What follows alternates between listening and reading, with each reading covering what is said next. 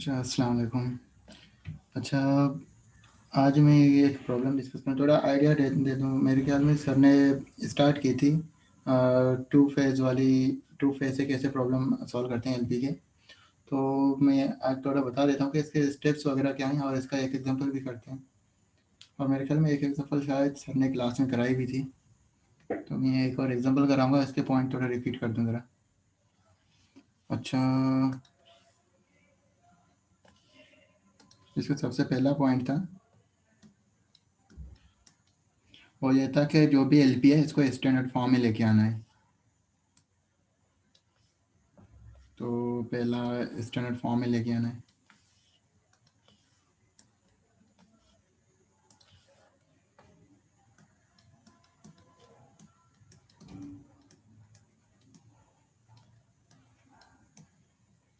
Standard form में लेके जब स्टैंडर्ड फॉर्म में आ गई तो उसके बाद उसमें स्टैंडर्ड फॉर्म में लाने के लिए मतलब इसमें बेसिकली स्लैक वेरिएबल ऐड कर देते हैं, और वो भी हमने सिंप्लेक्स मेथड फेज़ 1 में हमने पढ़ा था कैसे वो ऐड करते हैं।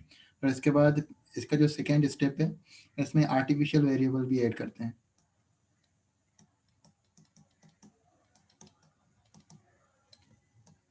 तो ये कैसे ऐड करते हैं वो भी मैं करके आप लोगों को बताऊँगा। और इसके बाद जो थर्ड स्टेप है, उसमें ऑब्जेक्टिव फंक्शन चेंज करनी पड़ेगी।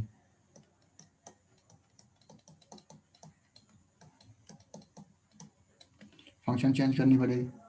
और इसके बाद जो फोर्थ स्टेप है, फोर्थ स्टेप में फिर फेज़ 1 परफॉर्म करेंगे। तो फेज़ 1 परफॉर्म करने के बाद इसमें फेजिबिलिटी चेक करते हैं कि फेजिबल है या सोल्यूशन नहीं है। अगर फेजिबल है तो आगे जाएंगे, फेजिबल नहीं है तो यहीं पे ही ख़त्म हो जाएगी। तो फिर स्टेप 5 में फेजिबिलिटी चेक करते हैं। अच्छा, और इसके बाद जो स्टेप 6 है,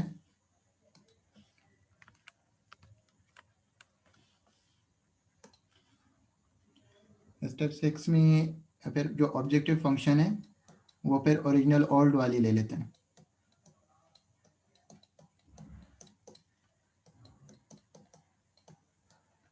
ओल्ड वाली ऑब्जेक्टिव फंक्शन ले लेते हैं।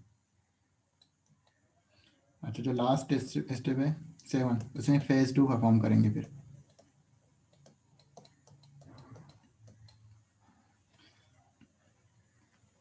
अच्छा, तो इसके एक एग्जांपल कर लेते हैं। जो जिन नोट्स से सर पढ़ा रहे हैं, तो सर ने एक एग्जांपल की हुई है, उसके नीचे पता नहीं 4-5 कुछ प्रॉब्लम्स हैं। तो उनमें से मैं एक प्रॉब्लम यहाँ पे करूँगा अभी।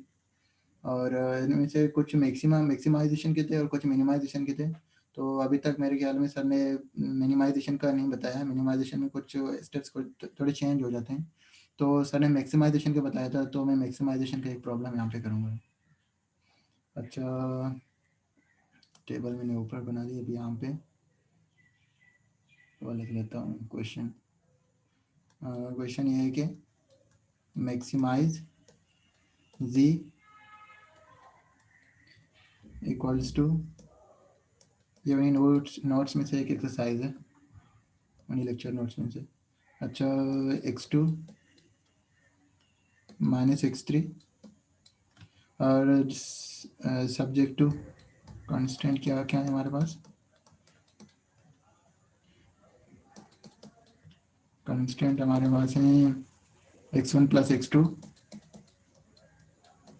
इक्वल्स टू 3, एक ये हो गई। और इसके बाद दूसरी है 2x1, 2x1 माइनस,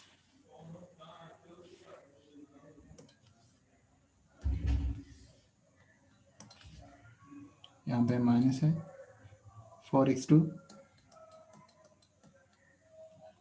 और इसके बाद plus x3 greater than equal to 3। और इसके बाद एक थर्ड कंस्टेंट है,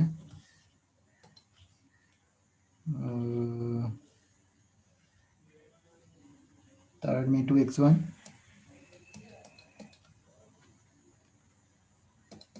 plus 2x2 minus x3 less than equal to 2। अच्छा, ये हमारे पास प्रॉब्लम है, और यहाँ पे x1 x2 x3 ये तीनों ग्रेटर देन इक्वल टू 0 है। अच्छा, तो सबसे पहला हमारा काम क्या होगा, हमें स्टैंडर्ड फॉर्म में लेके आनी, मतलब इसमें स्लैक वेरिएबल इन्वॉल्व करने, और उसके बाद फिर हमें इसमें आर्टिफिशियल वेरिएबल इन्वॉल्व करने, और उसके बाद फिर ऑब्जेक्टिव फंक्शन नहीं बनानी पड़ेगी। तो सबसे पहले इसको स्टैंडर्ड फॉर्म में लेके आते हैं और इसमें आर्टिफिशियल वेरिएबल भी इन्वॉल्व इंसर्ट कर लेते हैं।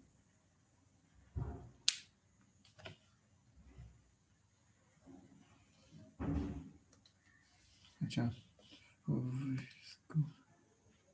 अच्छा,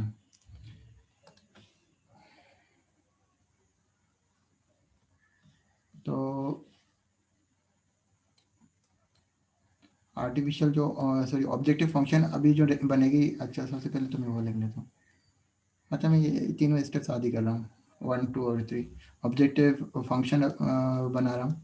ऑब्जेक्टिव फंक्शन कैसे बना दें, सर के नोट्स में भी है कि वो क्या करते हैं, इसमें minus times sum of artificial variables. अच्छा, तो पहले मैंने वो लिखी नहीं, सॉरी, पहले वही लिख लेता हूँ। अच्छा, x1 प्लस x2, इसमें कुछ ऐड करना चाह रहा हूँ। अच्छा, यहाँ पे एक बात याद रखें, जब भी यहाँ पे जो साइन है इक्वलिटी की इनइक्वलिटी की जो भी है, अगर यहाँ पे इक्वल है तो इसमें स्लैक वेरिएबल नहीं, स्लैक वेरिएबल कभी नहीं आएंगे। और जो जहाँ पे less than or equal to ये वाली कंडीशन है, less than or equal to या greater than or equal to, तो इनमें से स्लैक वेरिएबल आ जाती है। अच्छा, तो पहले वाले में स्लैक वेरिएबल नहीं आएगी क्या, इसमें आर्टिफिशियल आएगी नहीं आएगी, वो डिपेंड करता है कि x1 और x2 ये बेसिक वेरिएबल है या नहीं। तो बेसिक वेरिएबल कैसे चेक कर दें, यहाँ पे x1 और x2 नीचे दोनों कंस्टेंट, दोनों कंस्टेंट में x1 और x2 दोनों है। इसका मतलब ना x1 बेसिक वेरिएबल है और ना ही x2 बेसिक वेरिएबल है। तो यहाँ पे बेसिक वेरिएबल है ही नहीं, तो बेसिक वेरिएबल ऐड करने के लिए मैं यहाँ पे एक आर्टिफिशियल वेरिएबल ऐड कर लेता हूँ। a1 ऐड कर लिया मैंने, इक्वल्स टू 3। और इसी तरह जो सेकेंड इक्वेशन है, 2x1 minus 4x2 plus x3। अच्छा, और दूसरी बात, जब भी ग्रेटर देन और इक्वल टू है तो इसमें जो स्लैक वेरिएबल है वो तो माइनस करनी पड़ेगी, तो माइनस स्लैक वेरिएबल को ही करेंगे। और फिर आर्टिफिशियल के लिए, क्योंकि एक बेसिक वेरिएबल ज़रूरी है कि हर एक कंस्टेंट में आए, और यहाँ पे बेसिक वेरिएबल की जो यहाँ पे जो ये जो कोफिशिएंट आ रही है नेगेटिव में है, क्योंकि ग्रेटर देन है, इसको इक्वल या पे लेस देन करने के लिए तो हमें सब्ट्रैक्ट कुछ करना पड़ेगा। तो यहाँ पे सिलेक्ट वेरिएबल का जो कोफिशिएंट है वो नेगेटिव है, तो हमें बेसिक वेरिएबल चाहिए जिसका मतलब कोफिशिएंट है वो पॉजिटिव 1 हो। तो इसके लिए हम यहाँ पे a2 आर्टिफिशियल वेरिएबल ऐड कर लेते हैं। तो नीचे वाली जो कंस्टेंट है, यहाँ पे माइनस s1 हो जाएगी और प्लस a2 हो जाएगा, इक्वल्स टू 3। अच्छा, इमरान कुछ कहना है? जी जी, हाँ, बोले। मैं ये पूछ रहा था कि इसमें जो है ग्रेटर देन वाले में उसमें से माइनस क्यों करते हैं, मतलब इसकी मैथमेटिकल इंटरप्रिटेशन क्यों क्या है? अच्छा, ये इस तरह कह सकते हो क्योंकि ये वाला जो पूरा साइड है वो ग्रेटर है 3 से, सही है। जी हम जी। जो ये मेथड जो हम यूज़ करते हैं वो इक्वलिटी की कंडीशन के लिए करते हैं। तो ये ग्रेटर वाली साइड में से अगर मैं कुछ माइनस करूँगा तभी इक्वलिटी की कंडीशन आ सकती है, वरना नहीं आ सकती ना। तो पहले हम करते थे, पहले हम क्या करते थे, पहले ऑलरेडी अच्छा लेस अच्छा। होती थी, तो लेस वाली कंडीशन को, ये जो लेफ्ट वाली है अब नीचे इसमें भी करेंगे, क्योंकि ये हाँ, लेस है 2 से, तो इक्वल करने के लिए इस साइड पे कुछ ऐड करेंगे ना, तो तभी 2 के इक्वल हो सकते, वरना नहीं हो सकती। तो सही सही इसी तरह समझ ये गया। ग्रेटर है, इसमें कुछ सब्ट्रैक्ट करेंगे तभी इक्वलिटी की कंडीशन आ सकती है, वरना नहीं आ सकती, इसलिए मैंने सिलेक्ट वेरिएबल यहाँ पे माइनस कर दिया। और चूंकि मुझे बेसिक वेरिएबल चाहिए था अरे कांस्टेंट में, तो यहाँ पे मैंने आर्टिफिशियल वेरिएबल a2 इंसर्ट कर दी। ठीक ठीक, थैंक यू। No problem. अच्छा, इसके बाद लास्ट कांस्टेंट है 2x1 प्लस 2x2 माइनस, अच्छा ये x3 मैंने यहाँ पे नहीं लिखी, ये x3 है, यहाँ पे x3। अच्छा, यहाँ पे ये चूंकि लेस देन इक्वल टू है, तो इसमें अगर मैं सिर्फ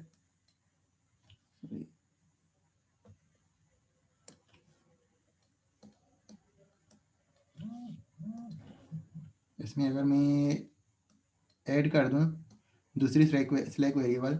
अभी यहाँ पे आर्टिफिशियल वेरिएबल मुझे ऐड करने की ज़रूरत नहीं है, क्योंकि ये जो स्लैक वेरिएबल है ये खुद बेसिक वेरिएबल बन गया, मतलब लास्ट वाले जो कंस्टेंट है उसमें एक बेसिक वेरिएबल आ गए, इसलिए यहाँ पे मैं आर्टिफिशियल वेरिएबल नहीं डाल रहा। अगर यहाँ पे सही साइन माइनस होती तो फिर ये मुझे आर्टिफिशियल वेरिएबल यहाँ पे भी डालना पड़ता। जी। सही सही। मतलब आर्टिफिशियल वेरिएबल की जरूरत जब ग्रेटर देन वाला हो तो तब जरूरत पड़ती है। ज़रूरी नहीं है, जैसे पहली जो कंस्टेंट है यहाँ पे ग्रेटर देन नहीं था, सिर्फ इक्वलिटी की कंडीशन थी, तो वहाँ पे मैंने आर्टिफिशियल वेरिएबल डाल दिया, क्योंकि वहाँ पे कोई बेसिक वेरिएबल था ही नहीं, तो मुझे हर एक कंस्टेंट या एक बेसिक वेरिएबल चाहिए, तो इसलिए मैंने यहाँ पे डाल दिया। और दूसरे में सही सही। A2 डाल दिया, और तीसरे में तो S2 जो है स्लैक वेरिएबल, वो खुद एक बेसिक वेरिएबल बन रहा है, तो इसलिए मुझे यहाँ पे डालने की ज़रूरत नहीं थी। ठीक है। सही है। तो ये जो पहला काम है ये यही है कि इसमें पहला तो ये था कि स्लैक वेरिएबल डालने का, और दूसरा आर्टिफिशियल वेरिएबल, तो ये दोनों काम यहाँ से हो गए, पॉइंट 1 पॉइंट 2 हो गए। अभी थर्ड पॉइंट है कि इसका ऑब्जेक्टिव फंक्शन हमें चेंज करना है।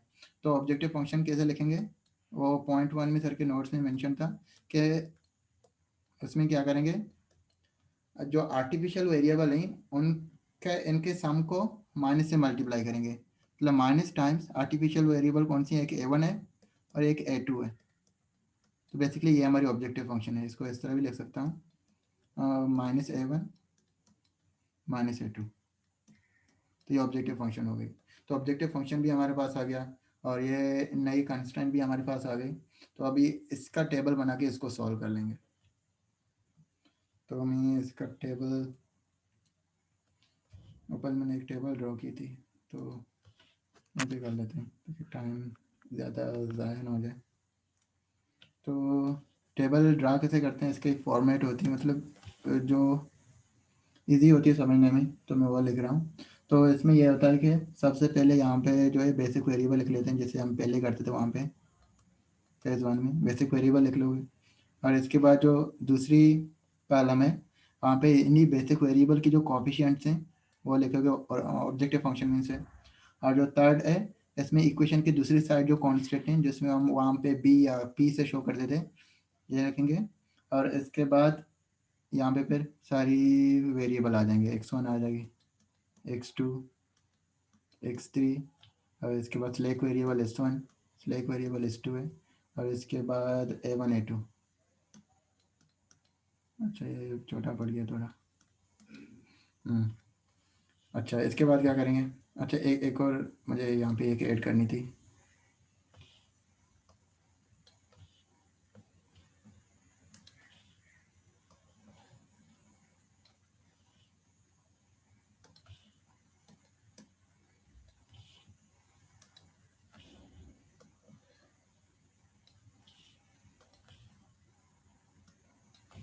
यहाँ पे मैं जो जो मेरी ऑब्जेक्टिव फंक्शन है उसके सारे वेरिएबल्स की जो कोफिशिएंट है वो लिखूंगा। अच्छा यहाँ पे सी बी और सी जे में ये फ़र्क ये है कि सी बी में सिर्फ बेसिक वेरिएबल के कोफिशिएंट होंगे ओरिजिनल ऑब्जेक्टिव फंक्शन में से, और सी जे मतलब सारे होंगे, सारे वेरिएबल्स के कोफिशिएंट्स होंगे। तो यहाँ पे लिख लेते हैं सारे कोफिशिएंट्स वगैरह। अच्छा बेसिक वेरिएबल हमारे पास कौन कौन से हो गए, अगर हम अपनी ये नीचे जो मैंने इक्वेशन लिखी थी यहाँ पे देखी,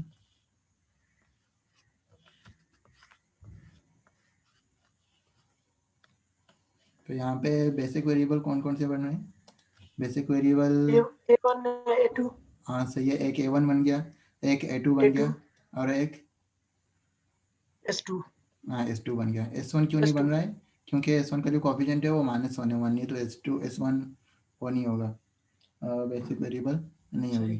तो ये तीनों बेसिक वेरिएबल हो गए। तो इसमें जो पहली कॉलम है तो इसमें ये तीनों वेरिएबल आ जाएंगे। अच्छा और एक और बात नोट करनी है, अपनी सिंपलिसिटी के लिए ये कर लो, जो सबसे पहली इक्वेशन में जो बेसिक वेरिएबल आ रहा है पहले वही वेरिएबल लिखो, इसके बाद जो दूसरी आ रही है दूसरी लिखो, इसके बाद तीसरी आ रही है तीसरी लिखो, क्योंकि अगर ऐसे नहीं लिखोगे तो बाद में कैलकुलेशन करने में कुछ ज़्यादा सोचना पड़ेगा। तो ये इसी हिसाब से लिखोगे ज़्यादा बेहतर होगी। तो पहली जो आ रही थी A1, और दूसरे A2, और थर्ड इक्वेशन में S2 आ रही थी। सही है। अच्छा अब इसके बाद क्या करनी है, कोफिशिएंट्स ऑफ A1 A2 और A3। तो ऑब्जेक्टिव फंक्शन हमारे पास अब कौन सी आ गई है जो हमने नई बनाई थी, -A1 और -A2। तो A2 इनमें से A1 A2 और S2 की जो कोफिशिएंट्स हैं वो हमें लिखना है। तो यहाँ पे A1 की कोफिशिएंट -1 है। अच्छा,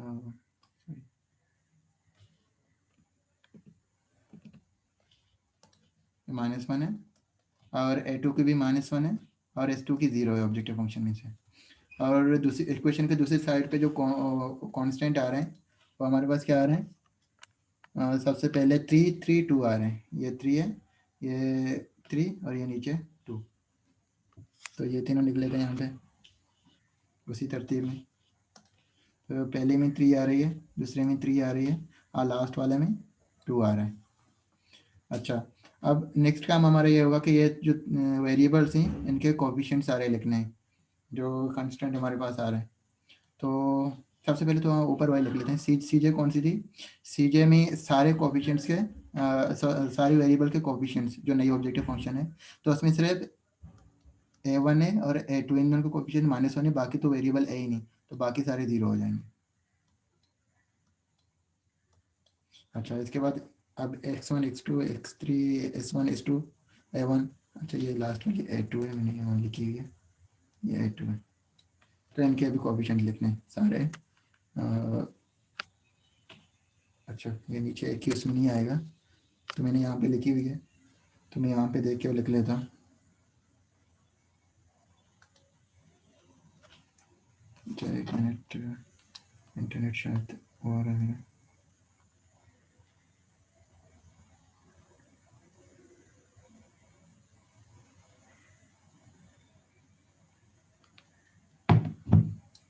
अच्छा, तो कोफिशिएंट में लिख रहा था इनका। S1 की कोफिशिएंट जो पहली कांस्टेंट है उसमें 1 आ रही थी। तो यहाँ पहली कांस्टेंट अगर मैं एक दफ़ा दिखा दूँ, पहला वाला यहाँ पे, अच्छा ये वाली है।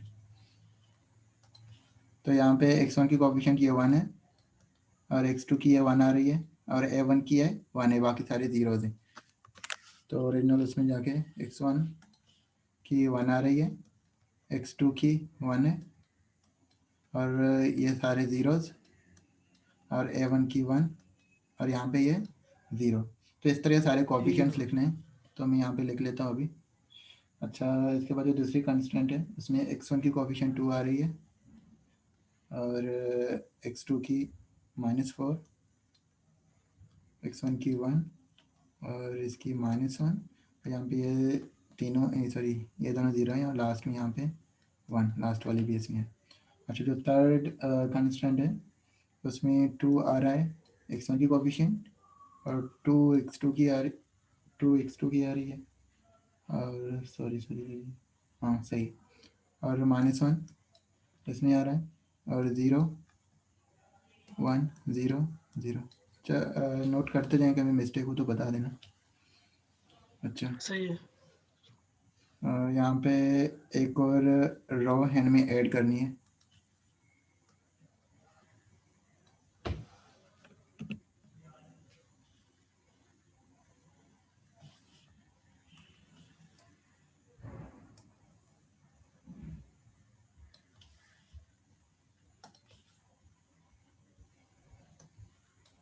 अच्छा, ये कौन सी होगी? ये ZJ - CJ। तो इसकी नोटेशन ज़्यादातर इसमें इसी तरह लिखी हुई है बुक्स वगैरह में, तो इसको मैं इसी तरह मैं वो कर रहा हूँ। अच्छा, ZJ - CJ होती क्या है, इसको मैं ज़रा थोड़ा समझा दूँ। इसको मैं यहाँ पे समझा देता हूँ, साइड पे।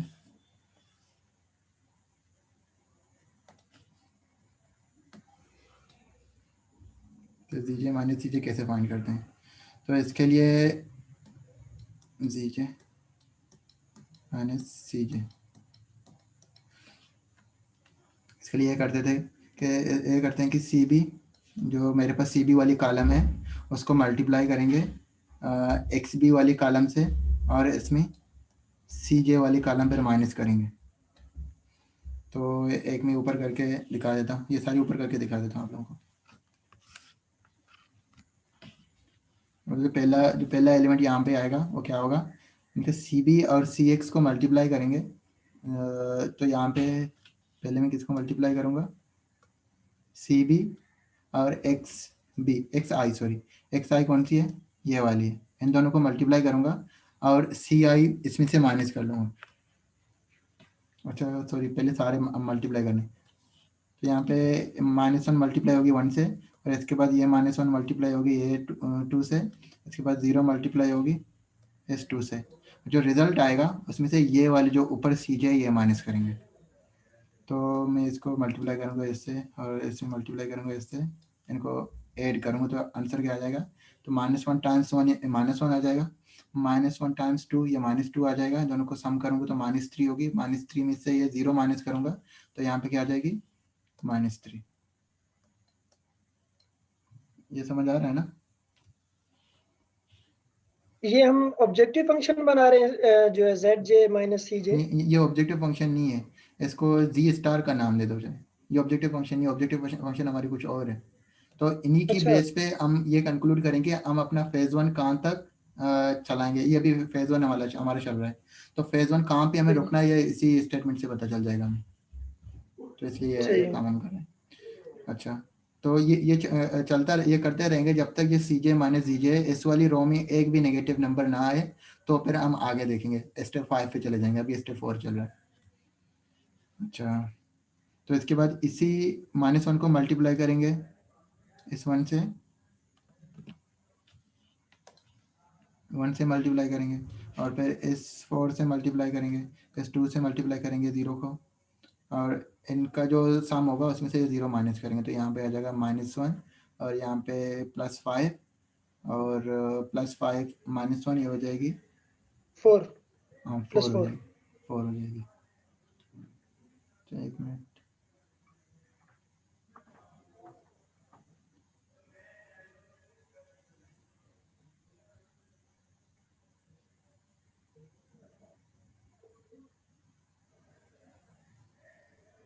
अच्छा, ये 4 नहीं होगी क्योंकि ये -1 टाइम्स 1 ये -1 हो जाएगी ना, और यहाँ पे 4 ये हो जाएगी +43 बन जाएगी ना, हाँ 3 हो जाएगा सॉरी।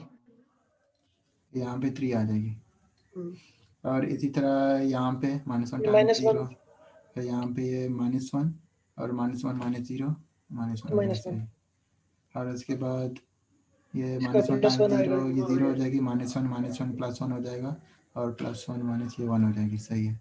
और उसके बाद यहाँ पे क्या आ जाएगा, ये 0, ये भी -1 0 0, ये तो 0 आ सॉरी जाएगा। 0, ये तो 0 है ये इसमें क्या आ और ये जाएगा -1 -1। -1 और -1 ये सारे 0, और ये वाली -1 फिर माइनस करनी है तो ये 0 हो जाएगी। अच्छा ऊपर से भी माइनस करना है। हाँ, ऊपर से माइनस करते जाए ना, ये जो सी -CJ वाली है ये वाली स्टेटमेंट करनी हम्म, है ना, ये वाली चीज़ एंड में करनी है। सही सही। तो ऊपर तो सारे 0 थे ना, इसलिए माइनस करने से फ़र्क नहीं पड़ रहा था, लेकिन यहाँ पे फ़र्क पड़ हाँ रहा है। हाँ और इसी तरह लास्ट वाला जो एलिमेंट है वो भी 0 हो गया -2 सही। हो जाएगा। अच्छा ये 0 हो जाएगा वो -1 भी से। 0 हो जाएगी ना, हम्म, ये भी 0 हो गई। सही है, यहाँ पे क्लियर है। क्लियर। अच्छा, तो ये पहला टेबल बन गया। अब क्या करना है, अब ये देखना है कि जो लास्ट वाली जो रो है क्या इसमें कोई पॉजिटिव, मतलब इसके सारे एलिमेंट क्या ग्रेटर देन और इक्वल टू 0 है या नहीं। अगर इसके सारे एलिमेंट ग्रेटर देन और इक्वल टू 0 है तो वहाँ पे हम स्टॉप करेंगे, फेज 1 हमारा वहीं पे खत्म हो जाएगा, स्टेप 5 पे चले जाएंगे। और जब यहाँ पे कोई एक एटलीस्ट एक नंबर अगर नेगेटिव है तो इसी प्रोसेस को और वो करेंगे, दोबारा करेंगे जब तक लास्ट दोबारा वाले रो रिपीट में करेंगे। सारे नॉन नेगेटिव ना आ जाए। तो यहाँ पे नेगेटिव नंबर आ रहे हैं सारे, तो इसी की तरह जैसे हम पहले करते थे क्या करते थे, उसमें ये करते थे कि जो least sorry highest negative number थी वो देखते थे, तो इस केस में ये वाली है सही है। सही। और इसके बाद हम यहाँ पे रेशियोज निकालते थे। तो रेशियोज कैसे निकालते थे वहाँ पे, अच्छा वहाँ पे एक बात याद रखिए, वहाँ पे मैंने ये पी वाली जो कॉलम है वो मैंने एंड में लिखी हुई थी, यहाँ पे मैंने पहले लिखी हुई है।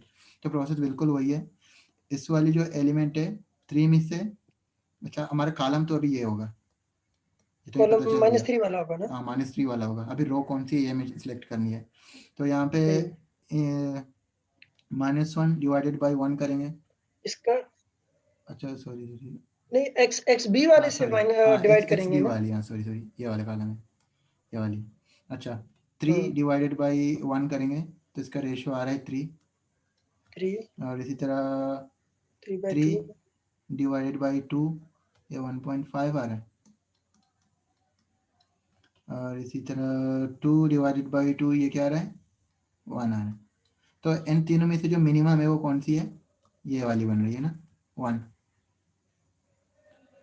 तो इसका मतलब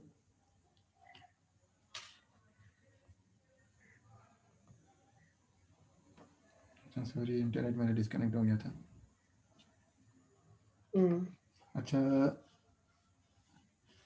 तो यहाँ पे रो मेरी कौन सी होगी? ये थर्ड वाली रो हो जाएगी, ये लीविंग रो होगी, क्योंकि ये मिनिमम ये 1 आ रहा है इन तीनों में से। तो लीविंग वेरिएबल मेरी S2 हो गई। इसका मतलब जो मेरा नेक्स्ट टेबल बनेगा वहाँ पे S2 की जगह पे क्या आ जाएगा? अभी X1 आ जाएगा, क्योंकि एंटरिंग अच्छा वेरिएबल X1 हो गई। X1 X1 अभी बेसिक वेरिएबल बन सही समझ जाएगा और गया। S2 बेसिक नहीं होगी। अच्छा, इसको आगे लेके चलते हैं, टेबल में इसका नीचे बना देते हैं। इसका फिर से टेबल बनाना पड़ेगा।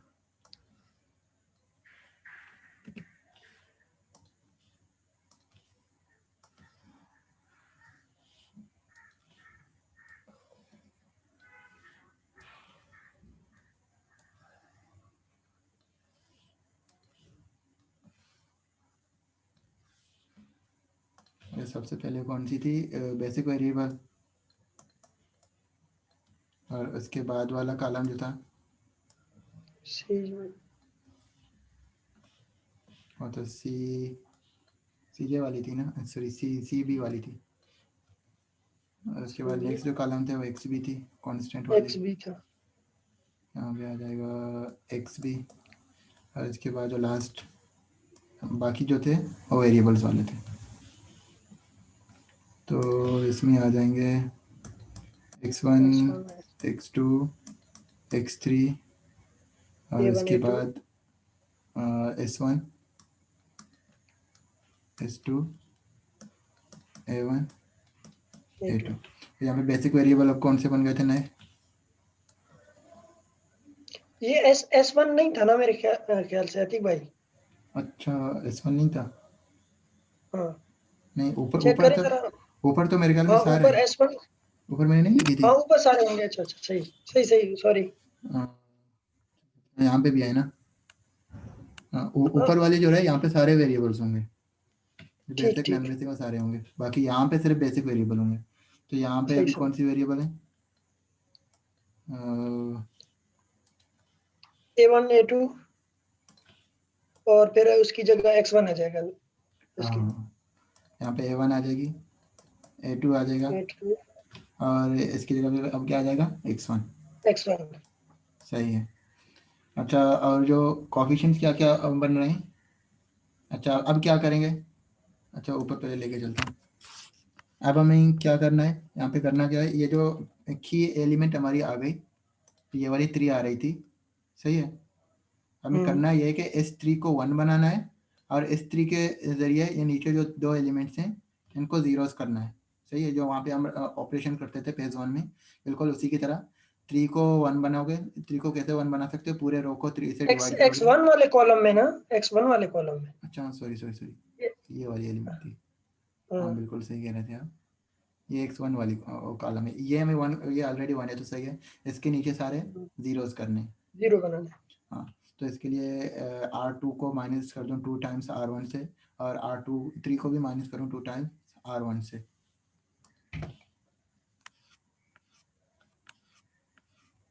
तो इसको मैंने पहले से एक करी हुई थी, तो मैं वो लिख लेता हूँ, मुझे टाइम इसमें बहुत ज़्यादा जाएगा। मैं स्टेप बाय स्टेप यहाँ पे करता जाऊँगी कैलकुलेशन।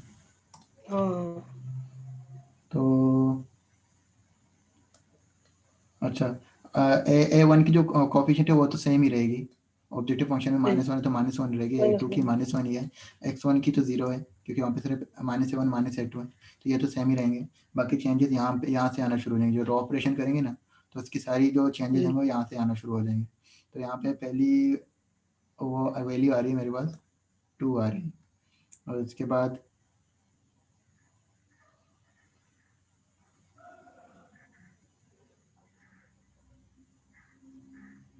अच्छा, एक मिनट एक मिनट एक मिनट,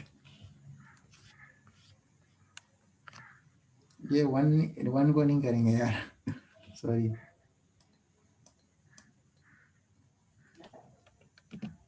क्यों नहीं करेंगे? क्योंकि पिवट रो मेरी ये थोड़ी बन रही है, ये लास्ट ये वाली बन रही है ना। पिवट जो नंबर है वो 2 है ना मतलब नहीं, 2 S2 है, वाली। ये वाली एलिमेंट है, वो वाली भी नहीं है। मतलब 0 0 1 बनाएंगे इसको। हाँ, इसको 1 करेंगे, बाकी इसके ऊपर सारी जीरोस कर देंगे। सही सही क्योंकि ये वाली एलिमेंट हमारी की एलिमेंट होगी ना, क्योंकि रो ये वाली आ रही थी और कॉलम ये वाला आ रहा था। तो ये 2 को 1 समझ गया करना मैं। है, उसके बाद फिर ऊपर सारे जीरोस करने। सही। तो इसका मतलब जो हमारी लास्ट रो होगी वो सेम रहेगी। तो यहाँ पे मेरे पास आ रहा है, लास्ट रो को डिवाइड बाय 2 करेंगे ना। हाँ डिवाइड बाई 2 करेंगे तो यहाँ पे 1, यहाँ पे 1 आ रहा है, और इसके बाद यहाँ पे भी 1 आ रहा है, इसके बाद यहाँ पे -0.5 आ रहा है, और इसके बाद यहाँ पे 0, यहाँ पे 0.5, और A1 A2 यहाँ पे 0 0 आ रहा है। अच्छा, तो इसके बाद क्या करेंगे, वही करेंगे कि इसको 2 से मल्टीप्लाई, सॉरी इसको सिंपली माइनस करेंगे ऊपर वाली रो से जो ऊपर है हमारे। तो माइनस करने के बाद ऊपर, क्योंकि यहाँ पे क्या था 3 था ना, चेक कर समझ लें। गया। तो यहाँ पे 3 था, तो 3 में से माइनस करेंगे ये वाला 1, और इसी तरह 1 में से माइनस करेंगे वो 1, तो यहाँ पे 0 हो जाएगी। तो इस तरह जब करेंगे तो यहाँ पे वैल्यूज़ क्या आ रही है, समझ आ रहे हैं ना क्या हो रहा है। जी जी समझ आया। सिंपल वही ऑपरेशन आपके हो रही पास है। अगर वो फाइनल टेबल बना हुआ है ना, तो टाइम मतलब कम है अभी, तो फाइनल टेबल ही बस बना दें, बाकी हाँ रो सही, ऑपरेशन नहीं वगैरह फाइनल आपके टेबल पास। ऑन लिख लूँ, क्योंकि यहाँ पे ऑपरेशन सारे वही हैं जो हम पहले करके आ चुके थे, लीनियर अलजेब्रा में भी आप लोगों ने की हुई है। तो मैं जी यहाँ जी पे वैल्यूज लिख लेता हूँ। यहाँ पे 0 आ रहा है, यहाँ पे भी 0 आ रही है, और यहाँ पे 1 आ रहा है, और यहाँ पे 0 आ रही है, यहाँ पे -6 आ रहा है, और इसके बाद x3 की वैल्यूज़ मेरे पास आ रही हैं 0.5, और यहाँ पे 2 आ रहा है, और इसके बाद 0 -1, उसके बाद यहाँ पे आ रहा है -0.5, यहाँ पे -1, और यहाँ पे 1 0 0 1, ये वाली आ रही है। और उसके बाद लास्ट कॉलम में क्या करना है हमें, वो हमें फाइंड करना पड़ेगा ZJ - CJ।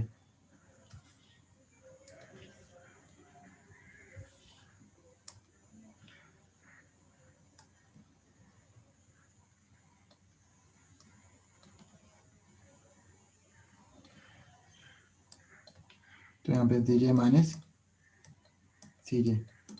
तो इसके लिए वही है, पहले क्या करेंगे, ये जो -1 है इसको मल्टीप्लाई करेंगे 0 से। 0 से, और ये दूसरी जो -1 है इसको मल्टीप्लाई करेंगे 0 से, और ये 0 को मल्टीप्लाई करेंगे 1 से, और जो भी आएगा ऊपर, अच्छा ऊपर वाली मैंने लिखी नहीं है, ऊपर भी मैं लिख लेता हूँ।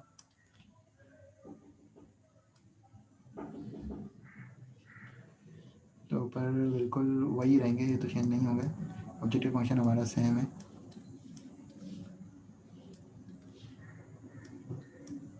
-1 है, यहाँ पे -1 है। अच्छा, तो यहाँ पे 0 आ रहा है, 0 में से 0 माइनस करेंगे तो वही आ जाएगा, 0। 0 ही आ जाएगा। तो यहाँ पे हमारे पास क्या हो गई, 0 हो गई। इसके बाद इसी तरह -1 मल्टीप्लाई बाई 0 और -1 मल्टीप्लाई बाई -6, ये 6 हो गई, और 6 में से 0 माइनस करें तो 6 ही आ जाएगा। सही है। और उसके सही। बाद -1 को मल्टीप्लाई करेंगे 0.5 से, और -1 को मल्टीप्लाई करेंगे 2 से, तो ये हो जाएगा -3.5। 3.5 नहीं होगा, 2.5 होगा, -3. 2.5 अच्छा हो 2 गया, का है, सॉरी सॉरी। ये 2 हाँ -2.5 हो गया। इसी तरह -1 को मल्टीप्लाई करेंगे 0 से, और -1 से मल्टीप्लाई करेंगे तो ये 1 हो जाएगी, 1 में से 0 माइनस करेंगे तो ये 1 ही जी। रहेगा। सही है। और इसी तरह 0.5 -1। -1, तो ये हो जाएगी +0.5, और यहाँ पे +1, तो ये 1.5 आ जाएगा, 1.5 - 0 1.5 रहेगा। सही है। सही। और यहाँ पे ये -1 आ जाएगा, और ऊपर ये -1 माइनस करेंगे तो ये 0 हो जाएगी, यहाँ पे ये भी 0 हो जाएगी। सही है। सही। अच्छा, अब यहाँ पे देखेंगे कि मोस्ट नेगेटिव नंबर कौन सी है, यहाँ पे ये -2.5 है। तो इसका मतलब जी जी पिवट कॉलम हमारी ये x3 वाली बन जाएगी, और सही। फिर रो निकालेंगे यहाँ से, सॉरी रेशो। 10.7।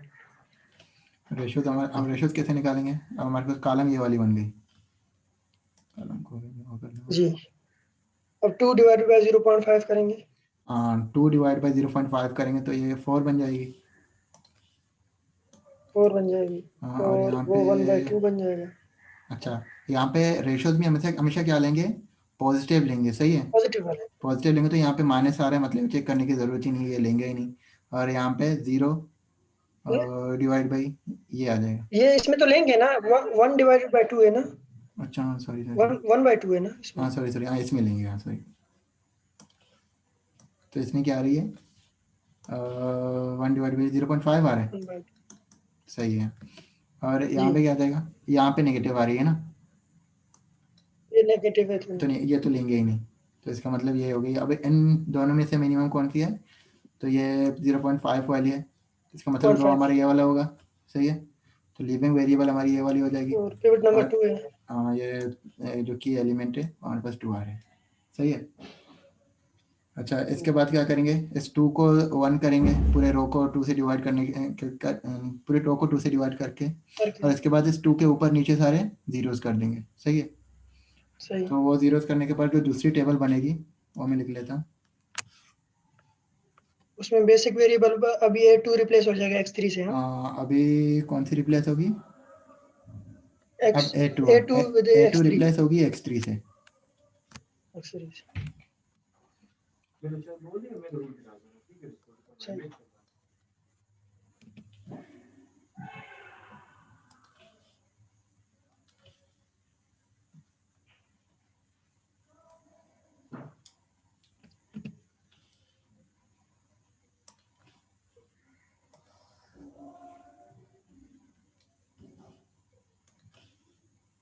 ठीक भाई, मीटिंग खत्म होने वाली है।